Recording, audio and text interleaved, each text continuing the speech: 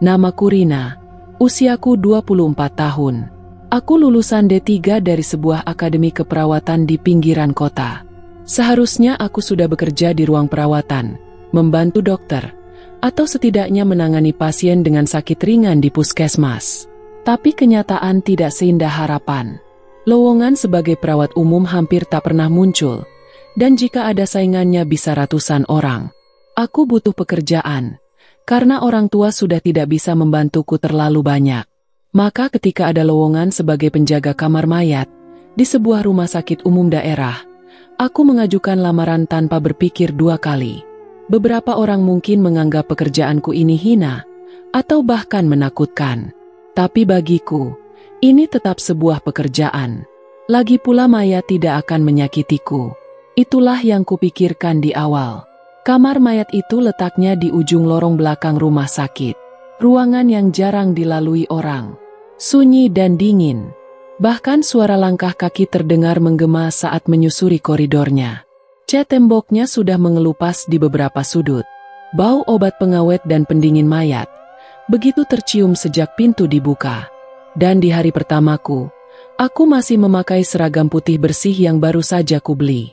Jantungku berdebar ketika pintu logam kamar mayat itu terbuka. Di dalam kamar mayat terbagi menjadi dua bagian, yaitu ruangan penerimaan dan pendingin.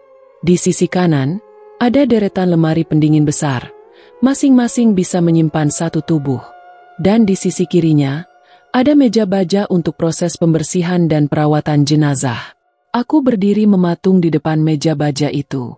Di atasnya terbujur kaku tubuh seorang laki-laki tua.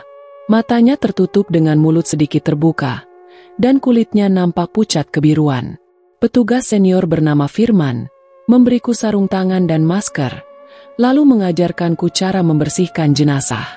Tidak ada suara apapun di sana, hanya suara gemericik air hangat mengalir di dalam baskom logam. Setiap sentuhan yang kurasakan begitu aneh, hanya terasa hawa dingin, dan tidak ada rasa menjijikan. Aku merasa iba melihatnya. Tubuh ini adalah manusia yang dulunya hidup, mungkin punya keluarga, sahabat dan cerita. Sekarang hanya tubuh tak berdaya yang menunggu untuk dikuburkan. Pekerjaan itu ternyata lebih dari sekadar membersihkan tubuh. Ada semacam penghormatan yang harus tetap dijaga. Aku belajar menutup matanya dengan lembut, menyusun tangan di atas dada, dan menyelimuti tubuhnya dengan kain kafan. Malam itu aku pulang tanpa memiliki selera untuk makan. Aroma kamar mayat seperti menempel di kulitku. Bahkan setelah mandi air panas dan beranjak untuk tidur, aku seperti mencium bau tubuh yang membeku.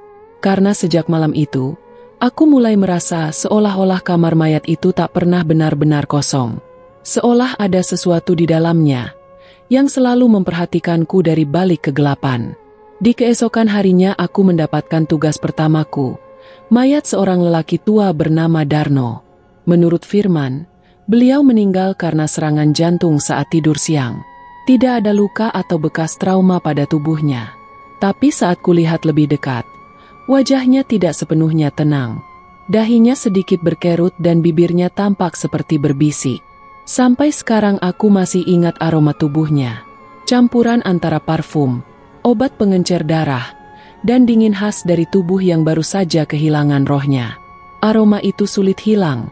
Sudah berkali-kali aku mencuci seragamku, tapi tetap saja tercium samar. Selama seminggu pertama, aku selalu merasa ada yang mengawasi.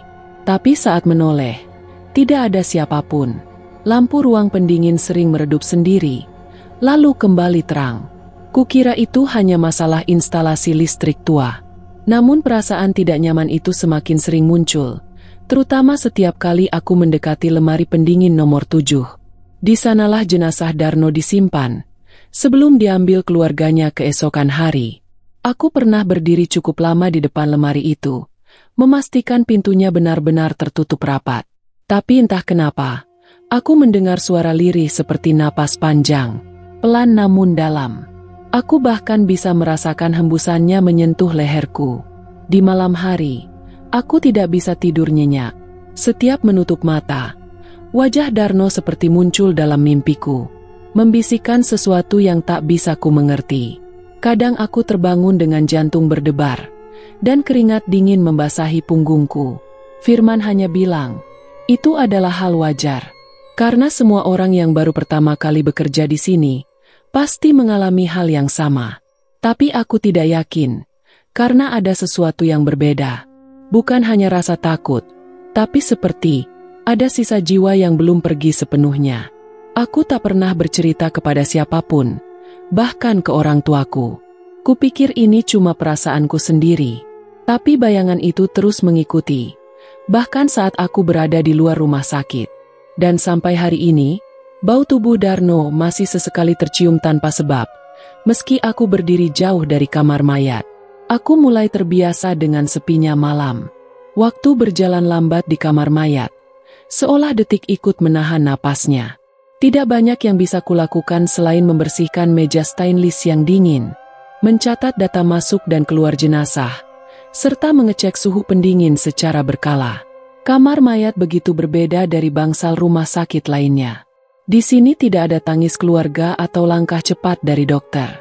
Yang ada hanya hening, dan kesunyian yang sesekali diisi suara tetesan air dari pipa bocor, atau suara derit engsel pintu yang terkadang terbuka sendiri.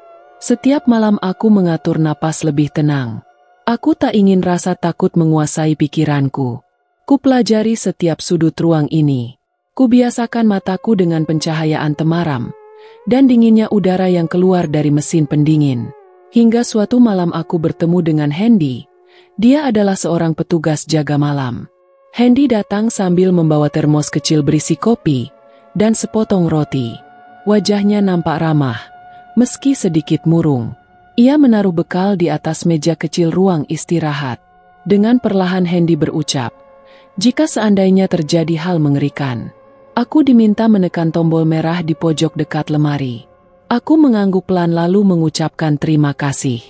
Dan Hendy tersenyum kecil lalu berbalik meninggalkanku untuk melanjutkan tugas patroli di sekitar koridor belakang.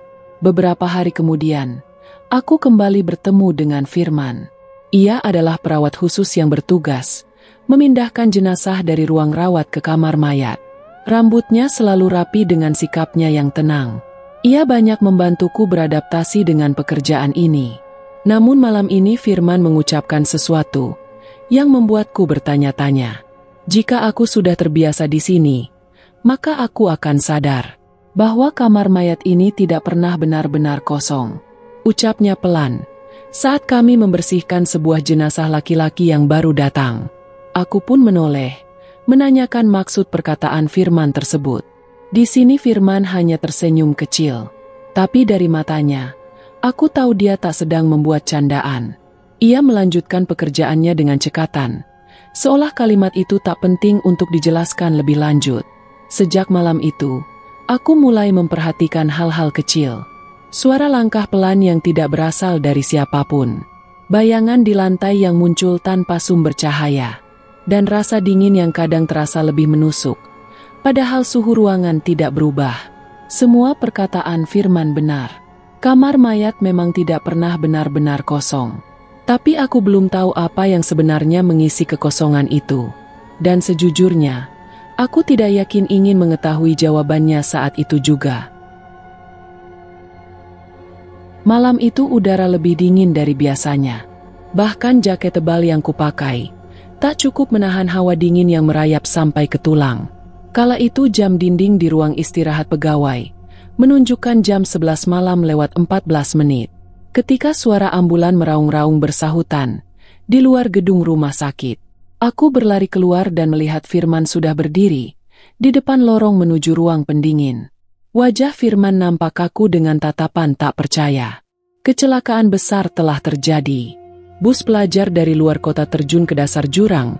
10 jenazah langsung dibawa ke sini, ucap Firman dengan lirih. Hendy muncul dari balik pintu masuk. Dengan wajah pucat seraya berkata, "Mereka sudah datang. Ambulan pertama turun 5 jenazah dan sisanya akan menyusul." Kami bertiga bergerak cepat. Seperti sudah terbiasa menghadapi kejadian mengerikan seperti ini.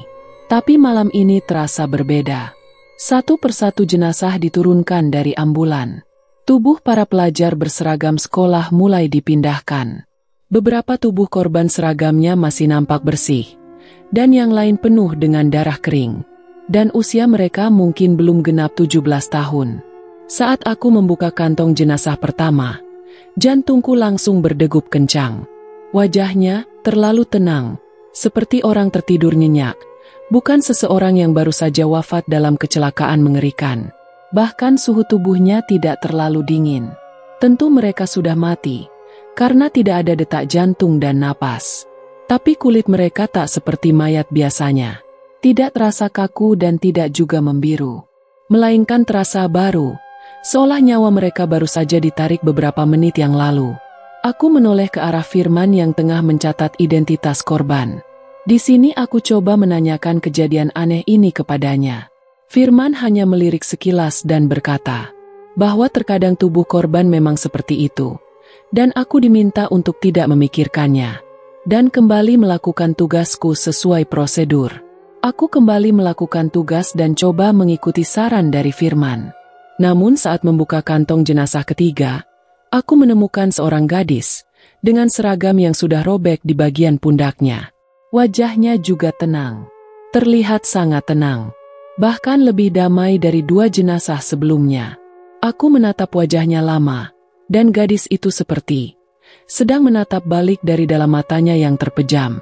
Lorong kamar mayat malam itu dipenuhi suara langkah kaki kami, bau formalin yang menyengat, dan desahan angin dari pendingin lemari jenazah.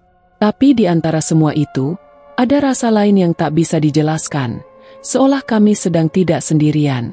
Seolah 10 jenazah itu belum sepenuhnya pergi dari dunia ini.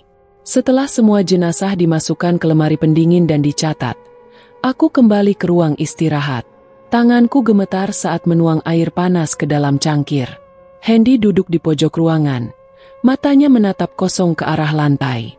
Lalu Hendy mengatakan sesuatu, bahwa ketika dia menutup kantong mayat nomor 3, jenazah gadis terlihat tersenyum kepadanya. Di sini kami saling berpandangan. Tidak ada yang berani untuk bicara lagi. Tapi dalam hati kami tahu, malam ini baru permulaan dari sesuatu yang lebih mengerikan. Dan aku mulai curiga, jika salah satu dari mereka belum benar-benar mati. Lorong menuju kamar mayat memang selalu sepi, terlebih setelah pukul 2 dini hari. Lampu-lampunya yang temaram menggantung rendah, menyoroti dinding kusam yang mulai mengelupas. Aku sudah mulai terbiasa dengan semua itu. Tapi malam itu berbeda. Saat aku kembali dari ruang istirahat setelah mengambil air minum, aku melihatnya. Seorang gadis berdiri di ujung lorong, mengenakan seragam sekolah lengkap, dengan rok abu-abu dan kemeja putih yang lusuh. Rambutnya tergerai panjang dengan wajah tertunduk. Namun aku bisa merasakan pandangan matanya, menusuk tepat ke arahku.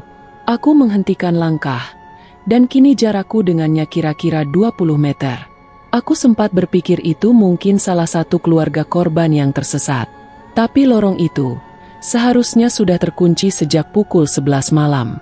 Dan tidak mungkin ada orang dari luar bisa masuk ke sana. Aku coba menyapanya. Namun gadis itu tidak menjawab. Aku maju 1 langkah mendekatinya. Namun dia tetap diam. Bahkan tubuhnya tidak bergerak sedikit pun. Hanya rok yang bergerak pelan. Karena hembusan angin dari lorong rumah sakit. Entah kenapa tubuhku langsung merinding. Tenggorokanku tercekik dan jantungku berdebar tak karuan. Aku mundur perlahan, lalu berbalik dan berjalan cepat kembali ke kamar pendingin. Sesampainya di sana, aku langsung menutup pintu dan menyandarkan tubuh ke tembok. Keringat dingin mulai membasahi leher dan punggungku. Firman yang sedang mencatat sesuatu di buku, langsung melirik sekilas. "Kamu kenapa, Rina? Mukamu pucat sekali." Tanya Firman penasaran. Di sini aku coba menjelaskan bahwa tadi aku melihat gadis berseragam sekolah berdiri sendirian di ujung lorong. Firman hanya diam. Lalu ia menutup bukunya perlahan. Lalu ia mengambil napas panjang dan mengatakan, "Akhirnya kamu melihatnya juga." Aku menatapnya tak mengerti dan bertanya maksud perkataan Firman barusan. Sudah beberapa malam ini dia muncul, tapi cuma berdiri di sana. Kadang di dekat ruang cuci, lalu berpindah ke arah lorong. Sosok gadis itu tidak bergerak dan bicara. Ucap Firman menjelaskan, Tubuhku gemetar hebat mendengarnya. Dan mengapa Firman baru menceritakan hal ini kepadaku? Aku pikir kamu belum siap, jawab Firman dengan tenang. Biasanya yang baru kerja di sini kalau langsung tahu semua, malah tidak betah. Ucap Firman coba membuatku untuk tenang. Aku mencoba mengatur napas, dan kembali bertanya tentang sosok gadis itu. Firman hanya menggelengkan kepala, dan menjawab, tidak tahu, dan mengatakan bahwa sosok gadis itu bukanlah gadis biasa. Sejak malam itu aku semakin sering melihatnya. Kadang hanya sekilas di balik kaca pintu lorong, ketika aku sedang membersihkan meja stainless di ruang jenazah. Dan dia berdiri di belakangku, memandangi dari pantulan kaca lemari. Ia tak bicara, tapi tatapan kosongnya itu seperti menyampaikan banyak hal. Seolah-olah dia ingin aku tahu sesuatu. Tapi aku takut dan belum berani untuk berkomunikasi dengannya. Di malam itu tidak ada jenazah baru yang datang sejak tadi siang. Aku sedang duduk di ruang istirahat, dekat kamar mayat sambil menyeruput segelas kopi yang mulai dingin. Hendy sedang keliling area rumah sakit seperti biasa, sementara Firman entah berada di mana. Mungkin dia sedang tidur di ruang perawat belakang. Sinar lampu neon di lorong depan kamar mayat berkedip pelan, menciptakan suasana yang semakin menyeramkan. Aku menoleh ke arah lemari pendingin. Deretan pintu baja putih itu berdiri membisu, menyimpan kesunyian yang tidak wajar. Tapi malam ini ada sesuatu yang berbeda. Hingga tiba-tiba terdengar suara ketukan dari dalam lemari pendingin.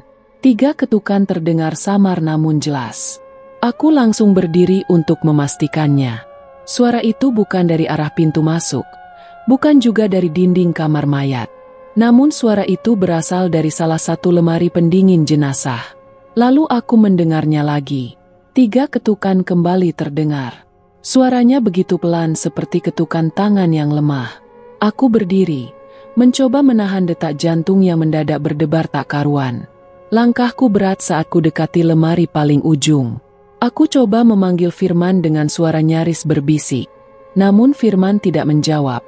Hanya suara ketukan itu yang kini berhenti terdengar. Aku coba menempelkan telinga ke permukaan pintu lemari jenazah. Tidak terdengar suara apapun.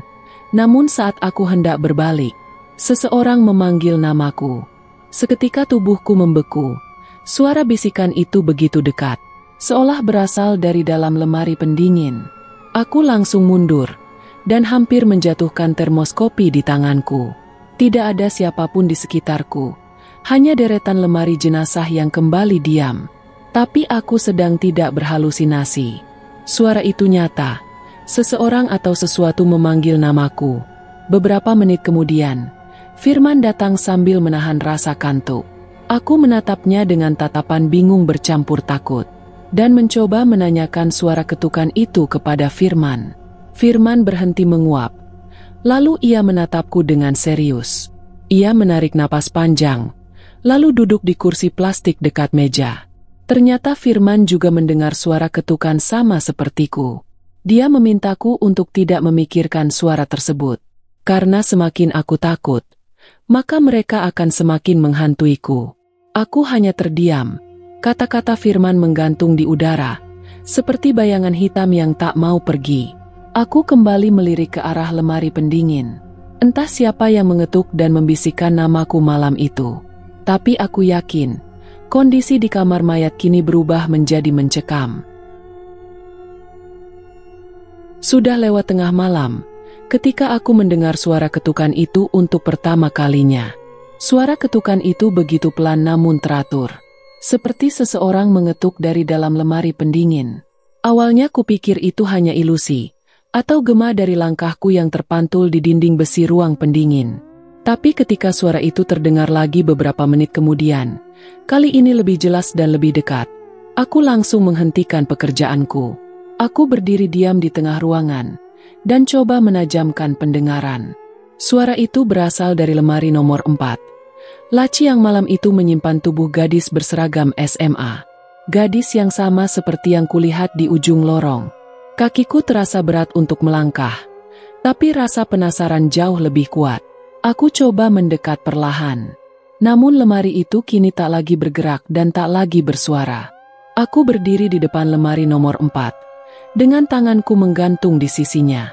Terasa begitu sunyi. Lalu, terdengar suara ketukan begitu keras.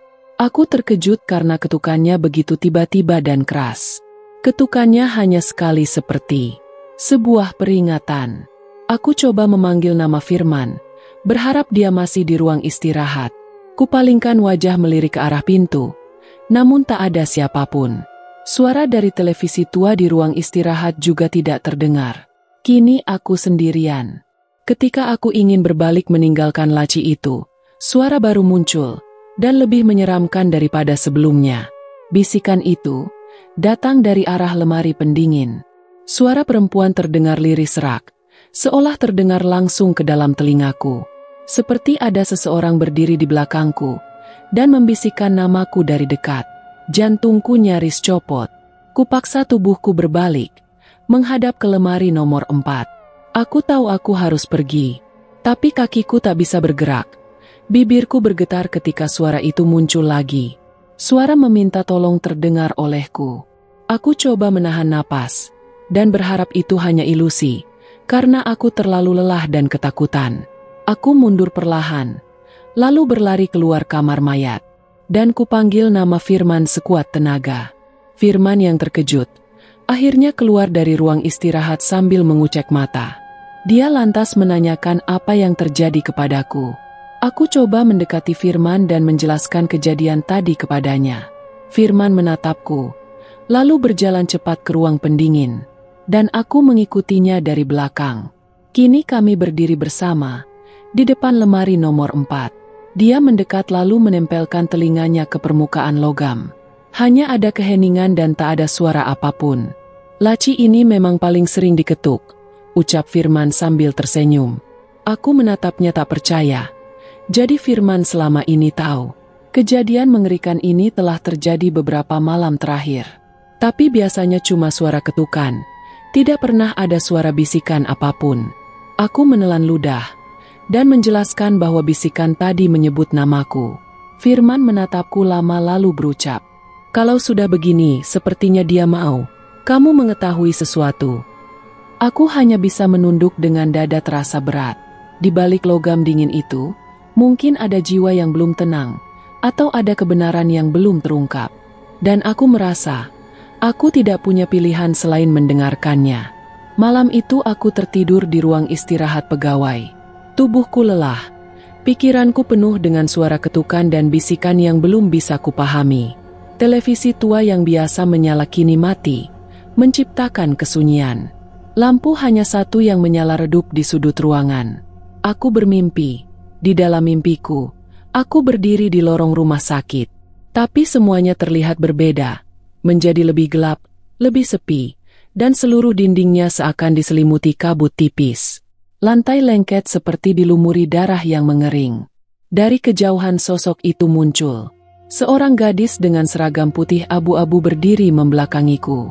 Rambutnya panjang dan menutupi sebagian punggungnya. Aku tahu itu dia, gadis yang sama yang kulihat di lorong waktu itu. Langkahku maju perlahan mendekatinya.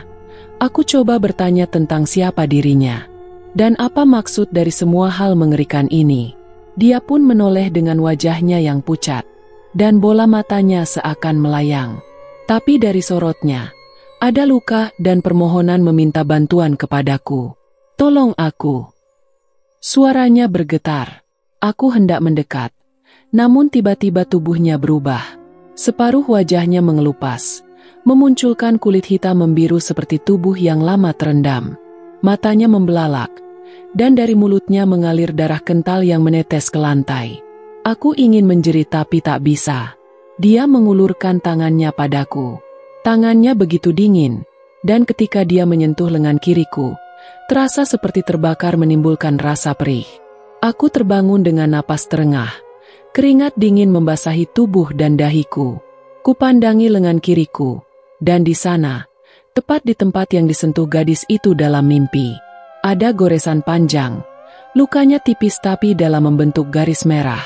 Aku membeku sadar bahwa itu bukan mimpi biasa. Dengan tangan gemetar, Aku menuju ruang pendingin. Dan aku harus melihatnya. Harus tahu apakah ini kebetulan atau sesuatu yang lebih mengerikan. Kubuka laci nomor 4. Dan tubuh bernama Indah terbaring tenang. Tapi ketika kulihat bagian lengan kirinya, tepat di posisi yang sama, ada goresan luka yang sama persis. Panjang segaris, seperti baru saja dibuat. Langkahku mundur dengan cepat. Tubuhku langsung terasa lemas. Tak bisa kupungkiri lagi. Ada hubungan antara aku dan dia. Dia tidak hanya ingin dilihat, tapi ingin didengar. Dan sekarang dia menyentuhku secara nyata. Sejak malam itu pikiranku tak tenang. Luka di lenganku masih menganga tipis, seolah menjadi pengingat bahwa mimpi itu bukan sekadar bunga tidur. Ada sesuatu yang belum selesai. Dan aku merasa semua ini bermula dari gadis bernama Indah. Aku memutuskan untuk mencari tahu lebih jauh. Di pagi harinya, begitu giliran jaga malamku selesai, aku tidak langsung pulang seperti biasanya. Sebaliknya aku menuju ruang administrasi pasien, tempat seluruh data jenazah yang masuk rumah sakit disimpan. Aku menemui Dita, staf administrasi yang bertugas mencatat seluruh data pasien. Aku meminta izin untuk melihat data para korban kecelakaan bus yang masuk minggu lalu. Di sini aku beralasan bahwa ada satu nama yang datanya belum lengkap. Dita melihatku seakan tidak percaya dengan alasan yang aku berikan. Namun dia memberikan aku waktu untuk melengkapi data tersebut. Aku mengangguk cepat, lalu duduk di hadapannya. Tanganku gemetar ketika mulai mencari nama korban satu persatu. Semuanya tercatat rapi dengan waktu masuk ketika kejadian. Bahkan penyebab kematian, hingga nomor laci penyimpanan jenazah tercantum di sana. Namun satu nama tidak dapat aku temukan. Aku coba mencarinya berkali-kali. Nama Indah tidak tercantum dimanapun. Padahal aku tahu betul, jasadnya ada di lemari nomor 4. Aku yang mengangkatnya. Aku juga yang membersihkannya. Bahkan, aku yang melihat wajahnya langsung. Aku kembali menatap wajah Dita, dan bertanya tentang korban wanita memakai seragam SMA. Tubuhnya kecil dan jenazahnya disimpan di laci nomor 4. Dita menatapku bingung, dan menjelaskan bahwa itu adalah mayat tanpa identitas. Polisi hanya mengirimkan foto dan ciri-ciri fisik. Mayat itu tidak memiliki nama, dan belum ada keluarga yang mengakui. Darahku seperti berhenti mengalir sejenak, dan aku kembali bertanya kepada Dita, apakah Dita tidak mengetahui bahwa jenazah itu bernama Indah? Dita terlihat kebingungan mendengarkanku. Dia kembali menjelaskan bahwa pihak polisi tidak mengetahui namanya. Lalu bagaimana aku bisa tahu bahwa mayat itu bernama Indah?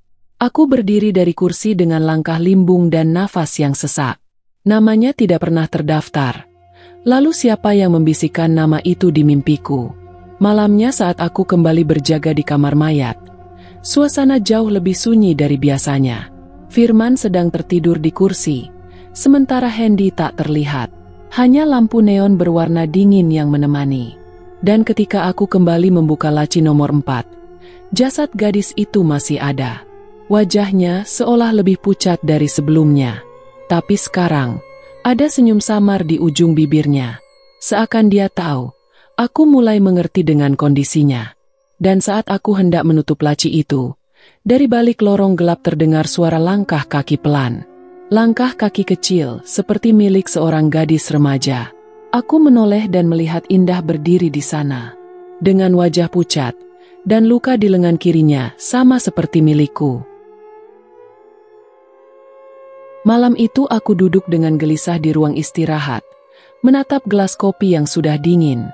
Pikiranku terus dihantui wajah Indah, sosok yang namanya tak ada dalam data rumah sakit, tapi nyata menampakkan diri, baik di dalam mimpiku maupun di lorong kamar mayat. Firman masuk sambil menguap lebar. Ia baru saja dari toilet, membawa sebatang rokok yang belum sempat dinyalakan. Sambil duduk di depanku, Firman lalu bertanya tentang wajahku yang terlihat pucat. Aku menatapnya serius dan bertanya, apakah manusia yang telah mati masih bisa bicara? Firman terdiam sejenak, lalu berkata, kamu melihatnya lagi? Aku mengangguk perlahan, dan menjelaskan bahwa aku melihat seorang gadis memakai seragam sekolah bernama Indah. Raut wajah Firman berubah dan menatapku tajam. "Apakah kamu mendengar namanya?" tanya Firman. Aku menceritakan bahwa sosok Indah datang ke dalam mimpiku. Dia berdiri di lorong rumah sakit tadi malam, dan sebelumnya dia mayat yang kita masukkan ke lemari nomor 4. Firman menghembuskan napas panjang. "Ini bukan pertama kalinya. Kamar mayat kita dihuni oleh arwah yang tidak tenang," ucap Firman. Firman lantas mulai bercerita. Sekitar 7 tahun lalu, sebelum aku bekerja di rumah sakit ini, ada kasus serupa. Seorang pria tua meninggal mendadak di rumah sakit.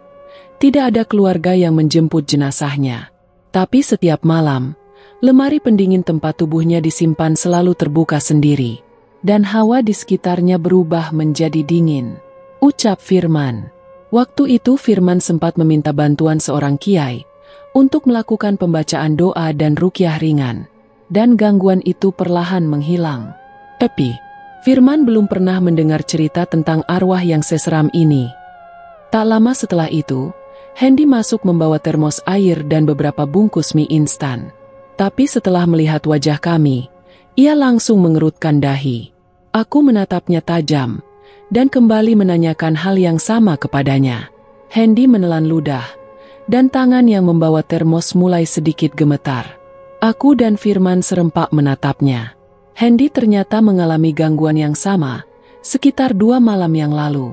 Hendy melihat sosok Indah, dan menyangka bahwa Indah adalah perawat magang yang sedang tersesat. Namun ketika Hendy coba menghampirinya, sosok itu hilang begitu saja. Hening menyelimuti setiap sudut ruangan. Suara jam dinding terdengar nyaring menandakan pukul 2 pagi. Tak ada lagi tawa atau obrolan ringan, hanya rasa takut yang merayap masuk ke dalam tulang. Di sini Firman memberikan masukan untuk mencari tahu lebih jauh sosok Indah. Karena menurut Firman, sosok Indah bukanlah arwah biasa. Aku mengangguk pelan dan menyadari bahwa aku memiliki ikatan yang sama dengan Indah. Keesokan harinya sekitar jam 2 siang, aku menyelinap masuk ke ruangan barang hilang. Sebuah ruangan kecil dengan rak berisi barang milik pasien yang belum diambil oleh keluarganya. Di antara puluhan tas dan kantong plastik berlabel, aku menemukan satu tas kain lusuh berwarna biru tua. Labelnya nampak buram, tapi aku yakin ini milik salah satu korban kecelakaan bus. Dan hati kecilku berbisik bahwa tas ini milik Indah. Tanganku gemetar saat membuka tas itu. Di dalamnya, terlipat rapi seragam sekolah berlumur noda darah yang sudah mengering. Ada juga ponsel yang mati total, dan sebuah buku kecil bergambar bunga sakura di sampulnya. Seperti catatan harian milik Indah. Aku menutup pintu ruang barang dan duduk bersila di lantai. Dengan napas pelan ku buka halaman pertama. Tanganku berkeringat dingin saat membaca baris demi baris, dan halaman demi halaman catatan itu. Mimpi buruk akan bayangan sosok hitam di sudut kamar. Darah yang mengalir dari dalam dinding. Semua terasa seperti catatan orang yang perlahan kehilangan akal, tapi terlalu nyata untuk disebut gila. Sampai akhirnya, aku tiba di halaman terakhir. Di sini tulisan tangan Indah mulai berantakan. Di halaman terakhir itu Indah menyadari bahwa kedua orang tuanya berniat menjadikannya tumbal pesugihan. Aku mematung membaca catatan terakhir milik Indah, di mana dia menyadari bahwa keluarganya menyimpan rahasia tentang tumbal pesugihan, dan Indah mencatat semuanya sebelum kecelakaan itu terjadi. Jika Indah menulis itu sebelum dia meninggal, mengapa tidak ada data medis miliknya? Lantas mengapa Indah tidak tercatat sebagai korban kecelakaan? Aku berdiri dengan napas tak karuan. Buku harian itu kini terasa panas seperti bara api. Seandainya dugaanku benar, jika keluarga Indah mengikuti ritual pesugihan, mereka pasti punya cara untuk menyempurnakan tumbal tanpa mencolok, tanpa adanya catatan, hingga menghilangkan jejak. Dan tubuh Indah hanyalah sekedar pelengkap. Lalu untuk pertama kalinya, aku mendengar bisikan yang sangat dekat, tepat di telingaku. Bisikan itu memintaku agar tidak percaya pada siapapun. Dengan cepat aku menoleh, namun tidak ada siapapun di sana. Yang ada hanya tumpukan tas dan udara, yang terasa lebih berat dari sebelumnya. Sejak membaca catatan harian milik Indah, Aku merasa ada yang berubah di sekelilingku. Suasana kamar mayat semakin sunyi namun menekan. Setiap malam aku sering terbangun dengan pakaian yang kotor dan kaki berlumpur. Anehnya aku tidak pernah merasa keluar ruangan. Seingatku aku hanya tertidur di ruang istirahat. Hingga suatu pagi, Hendy menatapku dengan raut wajah yang cemas. Ia mengatakan bahwa semalam aku berdiri cukup lama di depan lemari pendingin dan berbicara sendiri. Aku menatapnya heran dan bertanya, dengan siapa malam itu aku berbicara? Dengan wajah serius Hendy menjawab pelan, bahwa aku mau semua ritual pesugihan ini selesai, agar semuanya dapat ikut mati. Aku hanya diam. Kalimat itu bahkan tidak pernah terlintas dalam pikiranku. Dan aku benar-benar tidak dapat mengingatnya. Di malam harinya, aku kembali berdiri di depan lemari tempat jenazah Indah disimpan. Tanganku terulur pelan, seolah ada yang membimbing gerakanku. Dan saat itulah Firman datang. Ia lantas memanggil namaku dengan nada tegas. Aku menoleh lalu menjawab, bahwa aku hanya ingin memastikan jenazah Indah masih ada di sana. Firman segera menarik lenganku menjauh dari lemari. Wajahnya tampak cemas dan sedikit marah. Ia berkata bahwa aku tidak seharusnya membuka laci itu. Firman menatapku dalam, lalu menjelaskan bahwa ketika tumbal sudah disempurnakan, maka tidak ada yang bisa menolongnya lagi. Arwah yang ditumbalkan akan terikat, dan jika seseorang mencoba mendekat, maka arwah itu akan menariknya masuk ke dalam siklus yang sama. Firman berkata bahwa dalam praktik pesugihan tertentu, keluarga bisa saja menumbalkan anaknya sendiri. Tapi prosesnya tidak langsung begitu saja. Biasanya korban dirasuki, lalu setelah mati jiwanya tidak bisa pergi dengan tenang. Jika arwah itu mulai memiliki dendam, ia akan gentayangan. Dan jika tumbalnya belum sempurna, maka ia akan terus mencari pengganti, seseorang yang bisa melengkapi ritual itu, entah karena simpati atau kedekatan. Mendengar penjelasan itu, tubuhku tiba-tiba terasa lemas. Aku lalu bertanya, apakah sekarang aku dipersiapkan sebagai tumbal penggantinya? Firman menjawab pertanyaanku dengan berat. Menurutnya aku sudah terlalu dekat, dan sekarang Indah menginginkan jiwaku. Belum sempat aku bicara, semua lampu tiba-tiba padam. Kamar mayat langsung berubah menjadi gelap gulita. Yang terdengar hanya suara mesin dari pendingin ruangan. Lalu suara langkah kaki bergema dari lorong rumah sakit. Langkahnya begitu perlahan namun berat, seperti seseorang menyeret tubuh yang basah. Firman berdiri di depanku, menghalangi tubuhku agar tidak melangkah. Tapi aku dapat melihat dengan jelas. Sosok Indah mulai muncul dari balik kegelapan. Namun wujudnya tidak lagi seperti sebelumnya. Kali ini wajahnya penuh luka membusuk. Matanya hitam seperti lubang tanpa dasar. Seragam sekolahnya robek, berlumuran darah kering, dan kulitnya tampak mengelupas seperti daun tua. Ia berdiri tepat di depanku, lalu tanpa membuka mulutnya, suaranya terdengar langsung di dalam pikiranku. Ia berkata bahwa aku telah membaca catatannya. Aku mengangguk perlahan, dengan jantungku berdetak sangat cepat. Ia berkata lagi, kamu tahu aku ditumbalkan. Aku ingin menjawab, dan mengatakan bahwa aku ingin membantunya. Tapi lidahku terasa keras dan tenggorokanku mulai kaku. Ia menatapku lama, lalu suaranya kembali terdengar. Tapi kamu datang terlambat, tumbalnya sudah lengkap. Sekarang tinggal satu, agar aku bisa pergi. Tiba-tiba tangannya yang dingin menggenggam leherku. Sentuhannya seperti salju yang membakar. Tubuhku kaku tidak bisa bergerak dan nafasku sesak. Aku masih sempat mendengar Firman di belakangku. Ia membacakan doa dengan terburu-buru. Suaranya bergetar dan lampu ruangan berkedip tak karuan. Indah lalu berteriak dengan kencang, hingga suaranya menggema di seluruh ruangan. Dan suara terakhir yang kudengar darinya sebelum pingsan adalah, kamu harus gantikan aku. Semuanya kemudian gelap.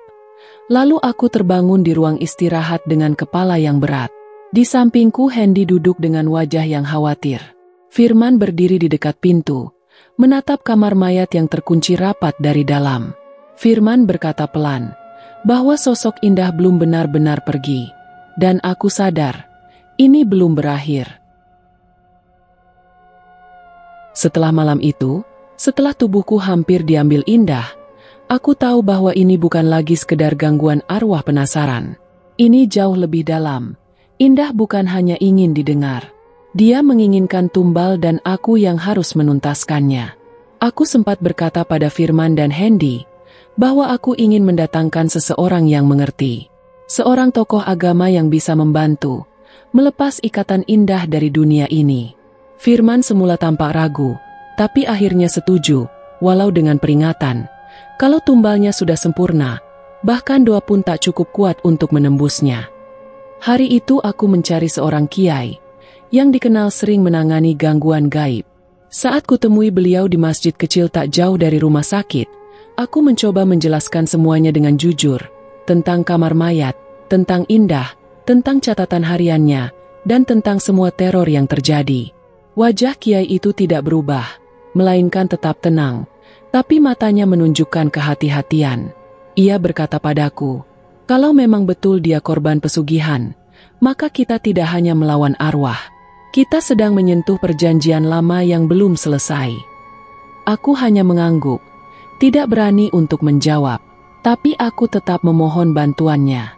Malam itu dia datang ke kamar mayat. Ia membawa air doa dan seikat daun bidara. Hendy menemani di lorong rumah sakit, sedangkan Firman memilih berjaga di luar pintu. Aku berdiri di dekat pintu lemari pendingin tempat jenazah Indah disimpan. Sementara kiai mulai membacakan ayat-ayat suci.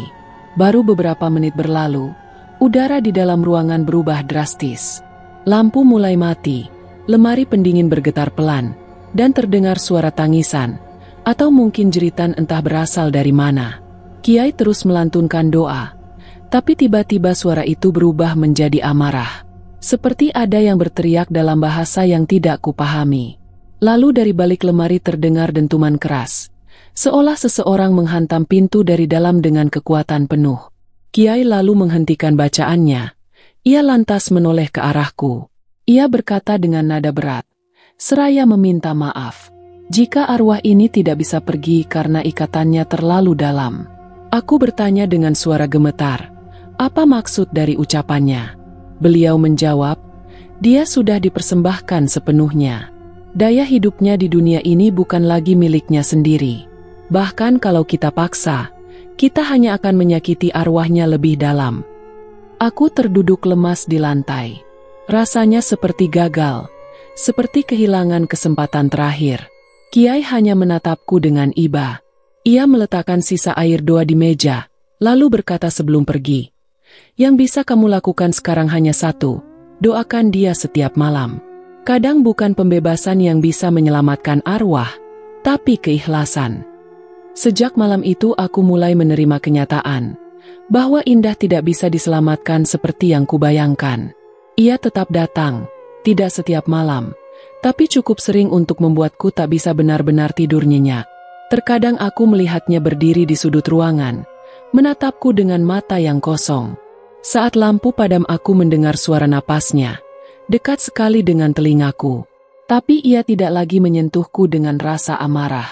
Seolah ia tahu, aku masih berusaha menolongnya, walau tidak bisa. Dan aku pun tahu, kini tugasku adalah menunggu. Menunggu sampai waktunya tiba, saat ia benar-benar bisa pergi dengan damai. Sejak malam ketika kiai itu berkata bahwa Indah tidak bisa diselamatkan, hatiku seolah terbagi dua.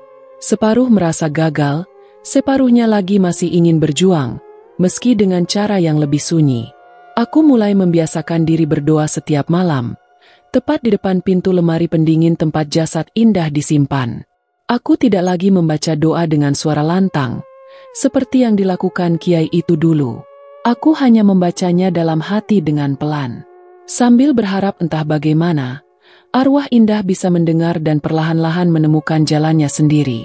Hingga suatu malam, Hendy melihatku sedang duduk bersila di lantai lorong, dekat pintu logam yang dingin itu. Ia mendekat dengan langkah pelan lalu bertanya padaku, apakah aku masih berdoa untuk Indah? Aku mengangguk dan menjawab bahwa aku hanya ingin memberikan sedikit ketenangan untuk arwahnya. Aku juga mengatakan bahwa aku merasa bersalah karena tidak bisa berbuat lebih. Hendy hanya diam beberapa saat, lalu berkata bahwa ia akan ikut membacakan doa, setidaknya untuk malam ini. Ia duduk di sebelahku, bersandar pada dinding, dan mulai membaca ayat-ayat pendek dengan suara lirih. Di sela-sela bacaannya, ia sempat berucap padaku, "Kita mungkin tidak bisa mengusirnya, tapi kalau dia tahu masih ada yang peduli, mungkin dia tidak akan menyakiti siapapun lagi." Sejak malam itu, kami berdua membuat semacam kebiasaan di setiap malam Jumat, selepas dinas. Kami akan duduk berdua di lorong itu, tidak banyak bicara dan hanya berdoa. Kadang aku merasa indah hadir di sekitar kami. Udara jadi lebih dingin, dan aroma anyir kadang muncul tiba-tiba. Tapi tidak ada lagi jeritan, tidak ada lagi bayangan yang melompat di sudut mata. Yang tersisa hanyalah rasa sepi, dan tatapan tak terlihat dari balik pintu logam, yang tidak pernah benar-benar tertutup dari pikiranku. Firman sendiri sudah jarang membahas soal Indah. Ia tampaknya memilih diam, mungkin sebagai bentuk perlindungan diri. Tapi aku tahu, ia juga tidak benar-benar melupakannya. Sesekali saat melewati ruangan pendingin itu, aku melihatnya menunduk pelan, seperti membacakan sesuatu dalam hati. Waktu berjalan lambat di kamar mayat, tapi kami semua belajar berdamai dengannya. Tidak ada yang benar-benar selesai, tapi tidak semua juga harus diselesaikan dengan paksa. Terkadang cukup dengan kehadiran dan doa yang tulus. Aku masih berharap, meskipun tidak lagi menuntut. Suatu hari nanti, mungkin Indah akan benar-benar pergi, meninggalkan ruang ini dengan tenang. Tapi untuk saat ini, aku akan tetap duduk di sini, menunggu dalam diam, sambil terus membisikkan harapan kecil dalam tiap bait doa yang kupanjatkan. Waktu berlalu seperti rembesan air di lantai kamar mayat, begitu pelan dan tak terdengar. 5 tahun sudah aku bekerja di tempat ini. 5 tahun bersama dinginnya logam, sunyinya malam, dan tatapan kosong dari tubuh yang tak lagi bernyawa. Banyak yang bertanya, mengapa aku masih bertahan di sini? Tak sedikit yang menganggap pekerjaanku menyeramkan, bahkan tak manusiawi. Tapi entah mengapa aku justru merasa tempat ini telah menjadi bagian dari diriku. Seperti kamar gelap yang tak pernah benar-benar kosong, aku pun tak pernah merasa sendiri di sini. Indah sudah tidak muncul lagi, setidaknya tidak dalam wujud menyeramkan seperti dulu. Tidak ada lagi ketukan di lemari pendingin, tidak ada lagi bisikan lirih di lorong rumah sakit. Tapi aku tahu dia belum benar-benar pergi. Kadang ketika aku membuka pintu pendingin paling ujung, udara dingin yang menyambutku terasa berbeda, seolah ada sepasang mata yang diam-diam memperhatikanku dari dalam sana. Pernah suatu malam ketika sedang sendiri dan hendak mencatat data jenazah baru, aku melihat bayangan lewat di kaca ruang otopsi. Bukan bayangan tubuh petugas medis atau dokter jaga.